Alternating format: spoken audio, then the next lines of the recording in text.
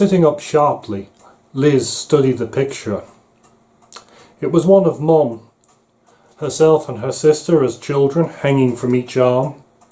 They'd been watching some kind of a show, and her mother had been pregnant with Peter at the time, just far enough along for the bump to be starting to show.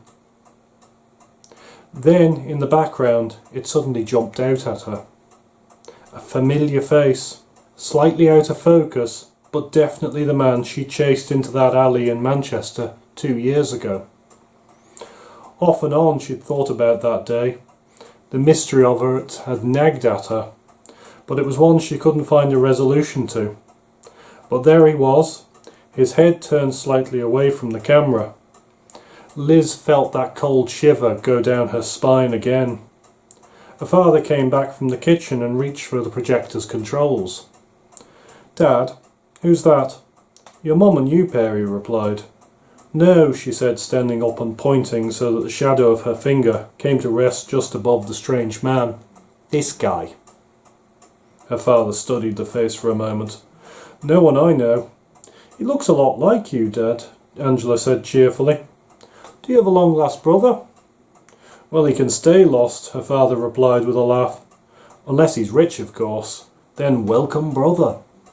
Mum made a joke about having a younger model to trade Dad in for, and everyone laughed, except Liz.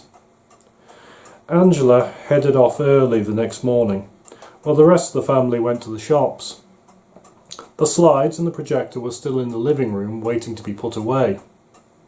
It took Liz a good hour to find the slide, and most of another hour to figure out how to operate the computer's slide scanner.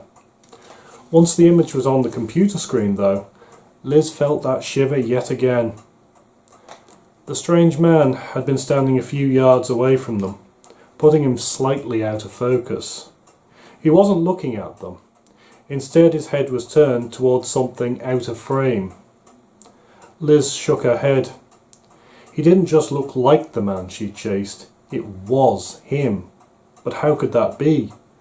The holiday in Edinburgh had been 15 or 16 years ago. He would have been a teenager, or early 20s at the very most. But no, he looked just as he had 2 years ago. Hell, even the jacket he was wearing was the same. "How?" she asked as she stared at the screen. Chapter 3. Location: Contemporary nation-state designation: Great Britain. Pre-secession breakup. Urban centre: Oxford. Date: Second Era dating system: 1997. Common Era. In this job, I might have people trying to kill me on a semi-regular basis, but it does have some perks. Travel across time and space can definitely be one of them. The other is that it's possible to have an early morning meeting and still have a lie-in. I've known Malcolm Peters for 17 relative years. It's not his real name, of course. He did tell me that once, but changes in language over the next 27 centuries made it basically unpronounceable for my 21st century tongue. While I'm an operative of TIE, Temporal Investigation and Enforcement, Malcolm is an operative of TOE, Temporal Observation and Evaluation. While TIE agents are natives of the century they're responsible for, TOE are from the top, which basically makes Malcolm our oversight.